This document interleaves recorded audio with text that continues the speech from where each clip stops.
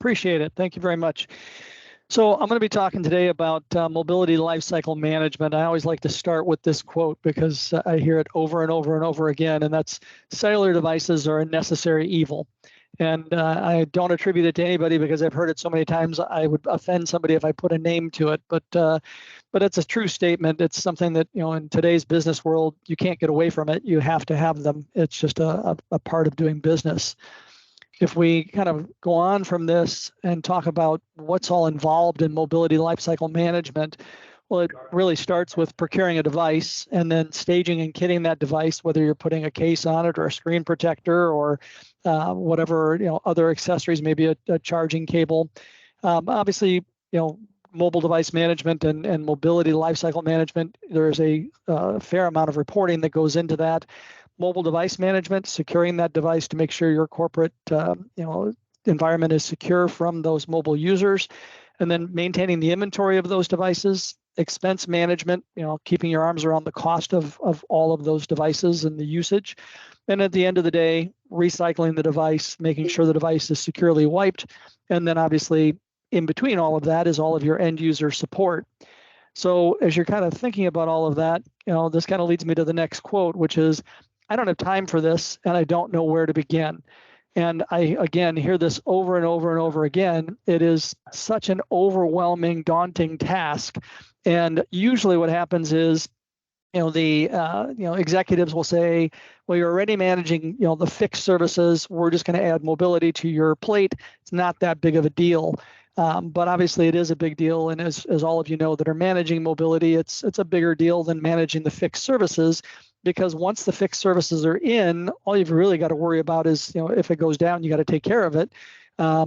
Maybe managing and monitoring bandwidth and such, but it's not a constantly changing target like mobility is. So I'd like to share some of the more common frustrations that I'm, hearing out there, and I'm sure a lot of these will probably resonate with each of you on this call. The first thing is probably the most common one, and that's that staffs are stretched way too thin. I think about my own personal experience. I used to be a director of telecom for a healthcare network in Illinois, managed multiple hospitals and multiple clinics, and it was myself and one other individual. And we were tasked with everything with regards to managing the PBX that we had at the time. And we were responsible for all of the wiring for the entire facility for voice and data, not just the main hospital, but all of the facilities, and including they had us rewire a 75-year-old hospital building by ourselves, just the two of us, in addition to our normal day-to-day tasks. So staff is always stretched way too thin, and there's never enough. And usually when they want to find budget dollars, it's always the IT department or the telecom department that they say, well, you don't need all the headcount you have. And they take somebody from your group and they repurpose that compensation to another department. Inventory management, always a challenge. It is always a challenge. And what I mean by inventory management is not just the, who has what device. That's always a challenge. How do you make sure that your Active Directory, your HR database, your mobile device management, and your carrier portals all line up and all say the same thing? And most of the time they don't, and most of the time none of them are accurate. So you have some of the information in one, some of the information in another. But on top of just who has what device, are you buying devices you don't need because you don't have your arms around the inventory? Are you not aware of devices that maybe you could repurpose? Are you not aware that somebody's not using a device and could you have suspended that line and then reused that line later? So inventory is probably one of the most painful areas for an organization to get their arms around and then maintain it going forward. The carrier portals, I really don't have to say a lot about that, but I can tell you, the more common theme is once I figure out the portal, they change it. They make it so that, they don't want me to understand it.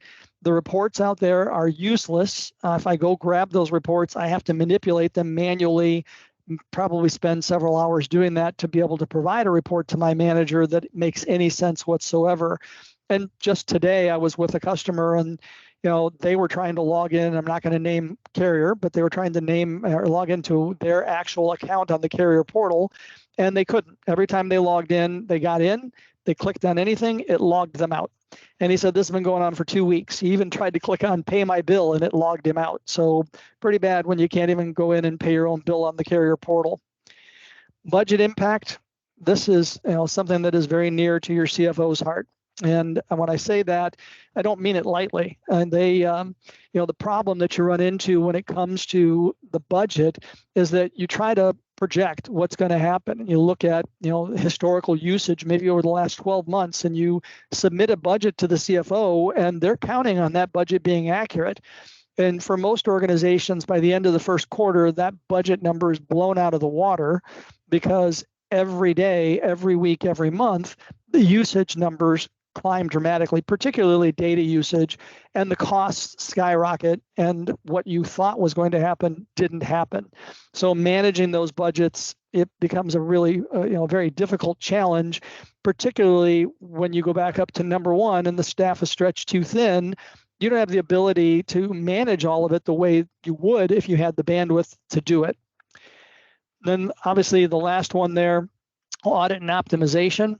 With audit and optimization, I'm going to kind of put it this way. There's usually 3 different models for audit and optimization. Model A is, I'm going to do kind of the stare and compare. If my bill is about what it was last month, I'm going to assume it's accurate. I'm going to pay it. In fact, we know for a fact, because Gartner publishes studies every year that attest to this, the majority of those bills are wrong.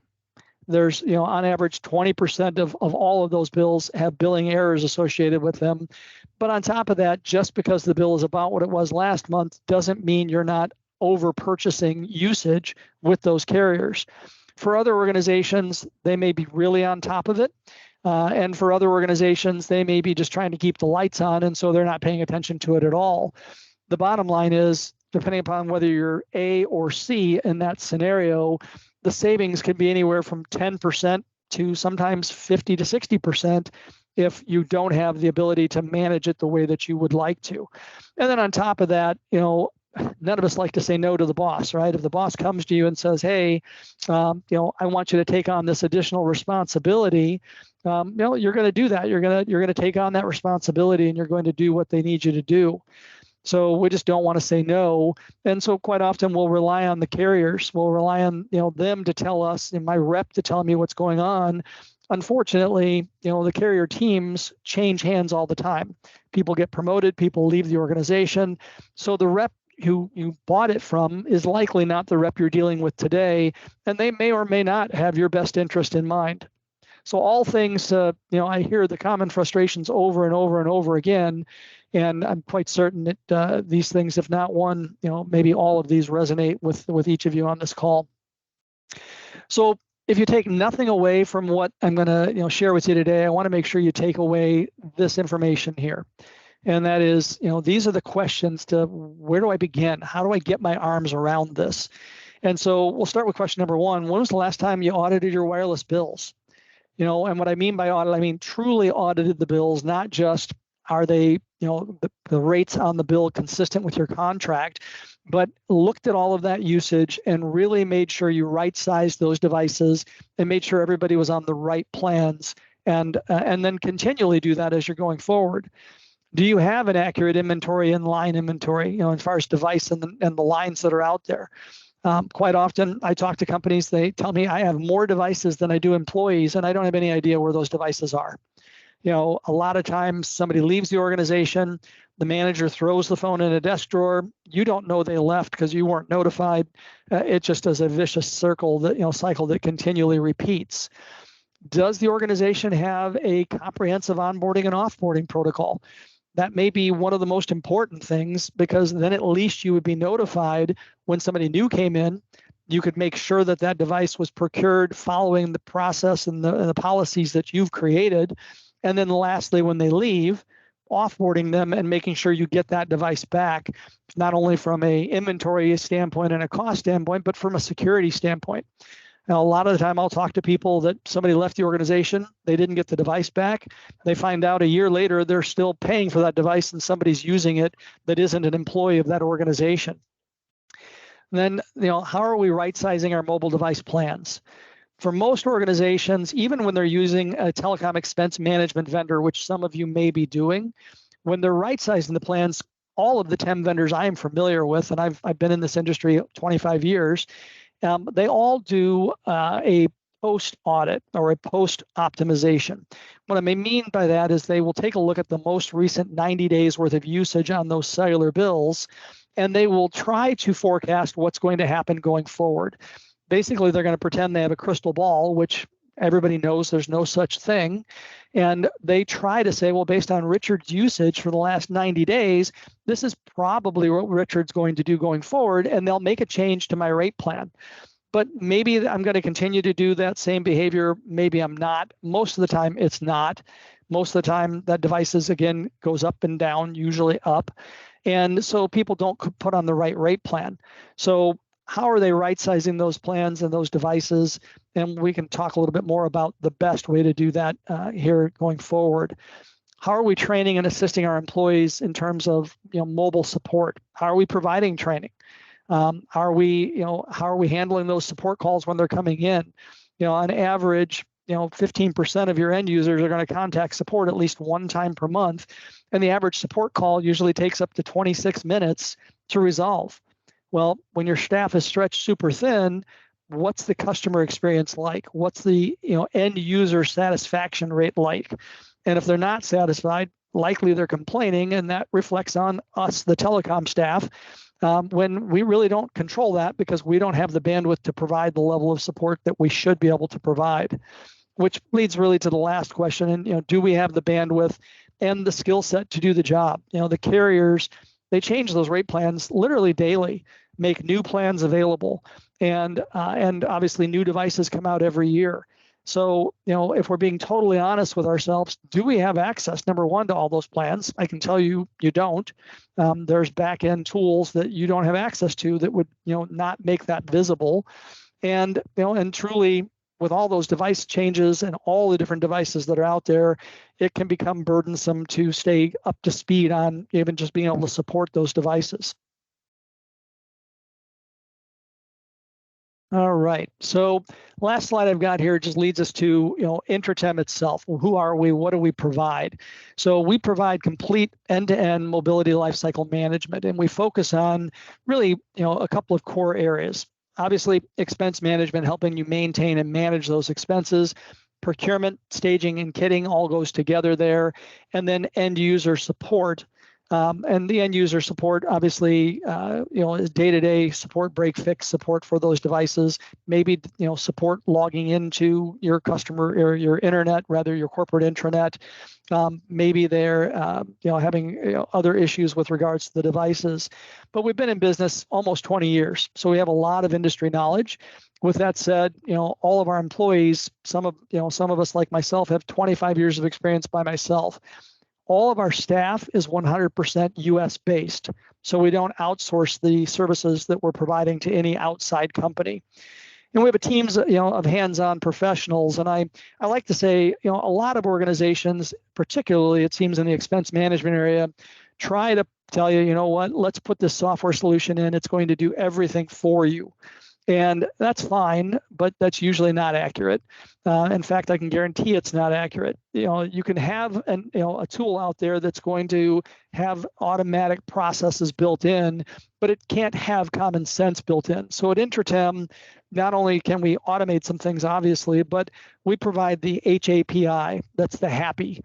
So the human API to ensure that on top of automation, somebody's got eyes on things and we're not just using an algorithm to make decisions for the organization. Typically, we reduce a company's spend 25 to 40% on their cellular bills. And with that said, you don't have to take my word for it. We actually guarantee that savings for the life of the contract. To my knowledge, there's no other expense management vendor out there that is going to do that. They may guarantee some savings up front, but common theme that I hear when I talk to people is, yeah, we had savings in the first month, but then the savings dried up. There's been nothing since then. It's just become an added expense to my cost center. And with us, it's not just another software solution. We're not a cookie cutter provider. So we're not going to just give a portal to you and say, here, log in, and it's going to do everything for you. Because again, the common theme when I talk to folks that are sold that bill of goods is it became more work for them instead of less work. because now it's just another software tool that they've got to manage, that they have to stay on top of, that they got to figure out where everything's at. And a lot of times they tell me it's no better than the carrier portal itself, and it's just an added expense. So those where I wanted to kind of leave us with today, and I will turn back over to Mark, see if there are any questions that I can answer for anyone today. Hey, Richard, I've got a question. In terms of engagement, and I think you hit on it a little bit, but could you just explain, if I engage you with one of my clients, what's the best way to do that? Yeah, for sure. So we start usually with a 15-minute conversation. Let's make sure that, high level, it sounds like it's a fit. But then from there, usually the next step with a customer or a prospect is, as I said a minute ago, you don't have to take my word for everything I'm telling you. We'll do a completely free audit for your prospects before they make any commitment to us. There's no cost, there's no obligation, there's no contingency fees. A lot of companies will call and say no cost, but they want 50% of your savings. So there's no contingency fees.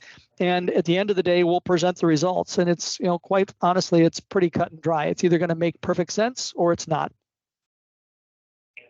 Got it. No, that's a great approach for go-to-market. It's a safe approach, and it's safe for the prospect as well. So I thank you for that. I don't have any other questions at the moment, but I reserve the right to come back to you should we have questions later, and we'll move along to Stephanie right now, if that's okay.